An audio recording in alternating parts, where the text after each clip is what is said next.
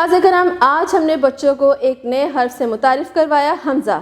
بچوں کی رہنمائی کے لیے ضروری ہے کہ آپ اس حرف کی بچے کو اچھے سے پہچان کروائیے اور یہ ضرور بتائیے کہ یہ ایک علامتی نشان ہے، اس سے کوئی بھی لفظ شروع نہیں ہوتا۔ بچوں کو وہ الفاظ دکھائیے جس میں حمزہ آتا ہے۔ اپنے ارد گرد کی اشیاء کو دیکھیے، فلیش کارڈز بچوں کو دکھائیے تاکہ بچوں کو اس حرف کی اچھے سے پہچان ہو جائے۔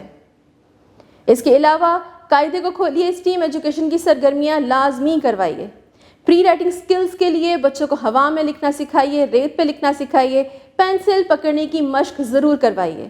جب بچوں کو اچھے سے اس حرف کی پہچان ہو جائے پھر لکھنے میں ان کی رہنمائی کیجیے۔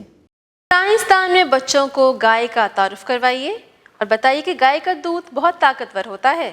جدت دان میں آئینے کا تعارف کروائیے، چہرہ دیکھنے کے لیے ہمیں آئینے کی ضرورت ہوتی ہے۔ تعمیر دان میں پلے ڈو کی مدد سے دیا سلائی یا گائے بنانے میں بچوں کی رہنمائی کیجیے۔